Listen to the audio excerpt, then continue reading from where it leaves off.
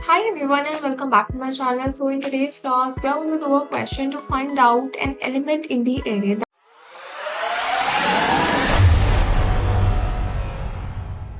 That means कि यहाँ पर हमको एक array given है एंड यहीं पर ही हमको एक टारगेट वैल्यू भी गिवन होगी। Target value is basically the element जिसको हमको अपने एरे के अंदर सर्च करना है।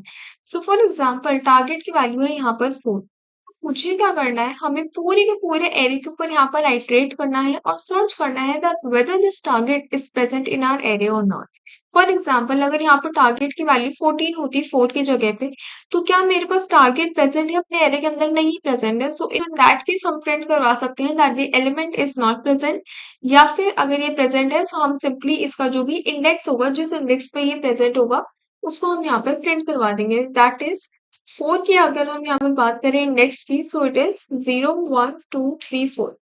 So it is present at the second index, तो यहाँ पर हम 2 को प्रिंट करवा दें। ठीक है। अब सबसे पहली चीज जो हमको यहाँ पर समझनी है that is we need to iterate over the whole array. और मुझे क्या करना है, मुझे हर एक एलिमेंट को अपने टारगेट की वैल्यू से यहाँ पर कंपेयर करना है। That is if 5 is equal to 4, अगर है तो ठीक है, अगर नहीं इक्वल है then we need to move on to the next element. After this we are going to compare 3 with 4। अगर ये दोनों वैल्यूज हमारे पास इक्वल होती है तो ठीक है, नहीं तो we have to go to the next element. यहाँ पे 4 को मैच करके और जैसे ही मुझे यहाँ पर अपना एलिमेंट मिल गया, we need to return the index and वहीं से ही हम ब्रेक कर सकते हैं। दैट इज हम अपने लूप को एग्जिट कर सकते हैं। लेकिन फॉर एग्जाम्पल अगर इसकी वैल्यू यहाँ पर 14 होती, सो सबसे पहले we have to compare it with 5, then with 3, then with 4, then with 1, then with 2। यहाँ पर क्या हुआ, we have reach till the end of the array. यहाँ पर हमारा एरे खत्म हो चुका है, दैट इज ऑफ 5 साइज।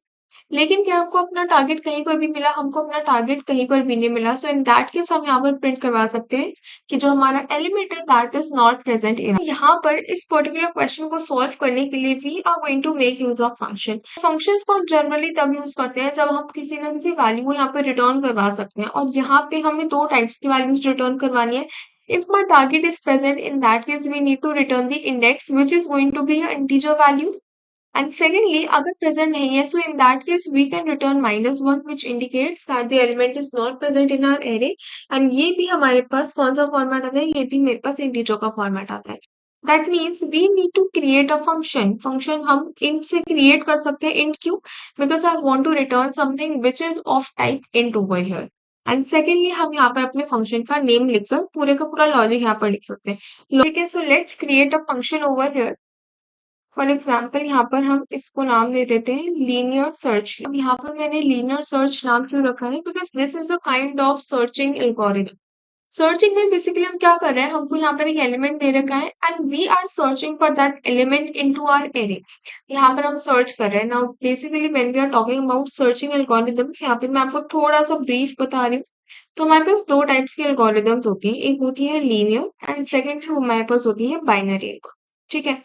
अब लीनियर एल्गोरिथम्स में क्या होता है, we need to iterate over the whole array in order to search for the key or target और the element that we need to find. ठीक है। Now if the element is present in our array, तब तो हम यहाँ पे जो भी इंडेक्स है उसको रिटर्न करवा सकते हैं, और अगर प्रेजेंट नहीं है तो फिर यहाँ पर हम -1 को रिटर्न करवा सकते हैं। So this is basically the linear search जिसमें हम हर एक एलिमेंट के ऊपर आइटरेट करते हुए जाते हैं। ठीक है। अब binary search basically works by dividing the array into two halves. ठीक है, ये मेरे पास एक एरे गिवन है, फॉर एग्जाम्पल 1 2 3 4 5। ऑल्सो जब भी हम बाइनरी की बात करते हैं, बाइनरी सर्च की, सो इट इज मैंडेटरी कि हमारा जो एरे है वो यहाँ पर सॉर्टेड होना चाहिए। ठीक है। यहाँ पर अगर हम देखें अपने एरे को, so it is basically unsorted. पहले 5 आ रहा है, फिर 3 आ रहा है, फिर 4 आ रहा है। लेकिन जब हम बाइनरी की बात करते हैं तो हमेशा हमको एक सॉर्टेड एरे की जरूरत है, that is arranged in the ascending order as. ठीक है। अभी क्या है, मेरे पास ये असेंडिंग ऑर्डर में अरेंज्ड है एंड यहाँ पर हम अपने एरे को टू पार्ट्स के अंदर डिवाइड करते हैं and based upon some condition हम एक पर्टिकुलर पार्ट के अंदर यहाँ पर आइटरेट करते हैं। ठीक है। लेकिन अभी हम बात कर रहे हैं अपनी लीनियर सर्च की। ठीक है। सो यहाँ पर एक फंक्शन हमने क्रिएट किया। अब इस फंक्शन के अंदर we are going to pass one parameter which is going to be our number. And in fact what we can do is, हमारे पास एक तो एरे जाएगा एंड सेकेंडली हमारे पास वो टारगेट जाएगा जो कि हमको अपने एरे के अंदर यहाँ पर सर्च करवाना है। ठीक है।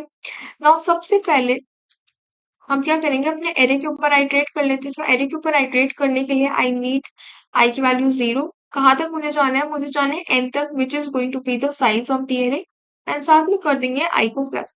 ठीक है, दिस इज द लूप। अब यहाँ पर n की वैल्यू को फाइंड आउट करने के लिए व्हाट वी कैन डू, हम यहीं पर ही n को भी लेकर आ सकते हैं। इस n भी हम यहाँ पर मेंशन कर लें। ठीक है, so now here we need to write our complete logic. यहाँ पर हम अपने एरे को क्रिएट कर लेते हैं, सेम वैल्यूज रख लेते हैं 5 3 4 2 एंड 1 लेट्स से। साथ ही में n की वैल्यू को हम यहाँ पर सेट कर देंगे टू 5 एंड यहाँ पर कुछ टारगेट है जो कि I need to search in the array, so let the target be 4 and यहाँ पर क्योंकि हमारा जो फंक्शन है it is going to return something at the end, ये क्या करेगा, ये यहाँ पर कुछ रिटर्न करवाएगा। तो जब भी कोई भी वैल्यू हम रिटर्न करते हैं, so we need a variable to catch that value. So we can do two things over here. Either we can include a printf statement and directly मेरे पास यहाँ पर जो भी वैल्यू आएगी उसको मैं यहाँ पर प्रिंट करवा सकती हूँ। सेकेंड वे इज कि यहाँ पर हम int result नाम से कोई वेरिएबल क्रिएट कर लेते हैं जिसके अंदर we want to store the value of our function, in search लिख देंगे एंड यहाँ पर अपनी एरे को पास कर देंगे, पास करेंगे एंड साथ ही साथ एन को पास करेंगे एंड हमारा जो यहाँ पर टारगेट है जिसको हमको सर्च करना है उसको यहाँ पर पास करेंगे एंड लास्ट में जाके हम सिंपली printf करवाएंगे %d करके अपनी वैल्यू। ओके, अब जो मेन लॉजिक हमारे पास आएगा that is going to come in this are for. ये अभी हमने बात करी कि हमको क्या करना है, हमको हर एक एलिमेंट अपने एरे के अंदर से उठाना है और उसको कंपेयर करना है अपने टारगेट के साथ। अगर मैं यहाँ पर 5 की बात करूँ फिर 3 की बात करूँ, सो can I right something like कि सबसे पहले मुझे एरे ऑफ 0 की वैल्यू चाहिए, उसको I need to compare with target कि ये दोनों वैल्यूज इक्वल है या फिर नहीं है। सेकेंडली मुझे यहाँ पर वैल्यू चाहिए ARR ऑफ 1 की, सो can I say this particular index is getting changed again and again, जिसको हम ट्रैक कर रहे हैं using R I counter variable. So can I write that array of I is equals to target. यहाँ पर हम हर एक वैल्यू को अपने एरे के अंदर से टारगेट के साथ कंपेयर कर रहे हैं। अगर आई की वैल्यू यहाँ पर 0 है दैट मीन्स मैं 5 को 14 के साथ यहाँ पर कंपेयर कर रही हूँ। अगर आई की वैल्यू 1 हो जाती है दैट मीन्स मैं 3 को 14 के साथ कंपेयर कर रही हूँ। आई की वैल्यू 2 हो जाती है दैट मीन्स मैं 4 को यहाँ पे 14 के साथ कंपेयर कर रही हूँ and so on till the and. ठीक है, सो इसको हम यहाँ पर एक बार इंक्लूड कर लेते हैं। तो ये हमारे पास एक कंडीशन की तरह काम करेगी that if ARR of I is equal to the target. अगर यहाँ पर मेरे पास ARR ऑफ आई और टारगेट की वैल्यू इक्वल हो जाती है दैट मीन्स कि मुझे जो मेरा टारगेट है वो एरे के अंदर मिल चुका है।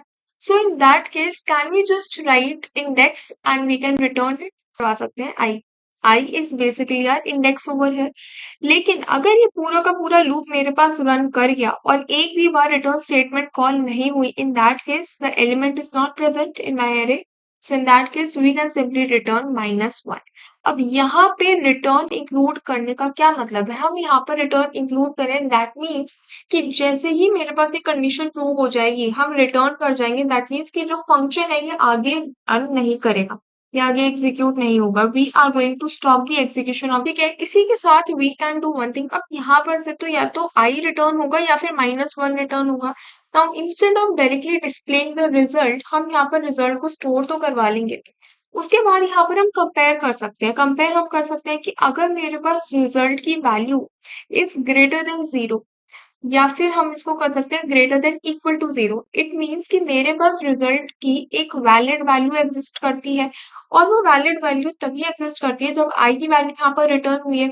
जो मेरे पास आई इंडेक्स है it is going to start from 0 and it will go up to the value of N.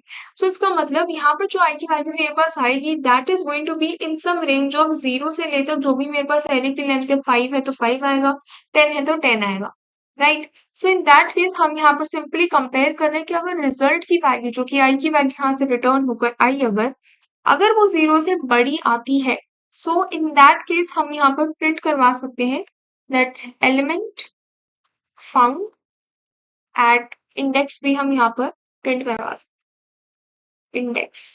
Okay, and simply यहाँ पर हम रिजल्ट की वैल्यू को प्रिंट करवा देंगे। लेकिन अगर ऐसा नहीं होता है दैट मीन्स कि अगर हमारे पास वैल्यू -1 आती है, सो उसको हम एल्स पार्ट में लिख सकते हैं, we don't have to include one more condition, we can simply just copy the statement, element is not found, we need to write it's not। Okay, and यहाँ पे रिजल्ट की value we can print in fact, or there is no sense in printing the value because we know it is not a valid value. इसको भी हम यहाँ से remove कर सकते हैं। ठीक है, so this is how our complete code is going to look like. ठीक है, so this is our complete code. In fact, we can do one more thing. हम यहाँ पर system first को भी include कर सकते हैं so that our screen gets hold. Okay, so यहाँ पर हमारे पास प्रिंट होकर आया है that element found at second index. Second index कैसे? हम यहाँ पर 4 को सर्च करना चाह रहे हैं, 0, 1 एंड 2। तो सेकंड इंडेक्स हमारे पास यहाँ पर आ चुका है। ठीक है, इनफैक्ट यहाँ पर हम एक दूसरी वैल्यूज के साथ भी एक्सेस कर सकते हैं। For example, we want to check it with 40। यहाँ पर हमारे पास प्रिंट होकर आया है that element is not found in the array. ठीक है, सो इस तरीके से हम किसी भी एलिमेंट को अपने एरे के अंदर यहाँ पर सर्च कर सकते हैं। Okay, so yeah, that's all for today. Subscribe to the channel if you are new to this channel and don't forget to hit the bell icon. Also, if you are having any doubt in today's lecture or in any of the previous lecture, you can simply just comment me down below and I'll pick up your doubts. Thank you so much and I'll meet you in the next video.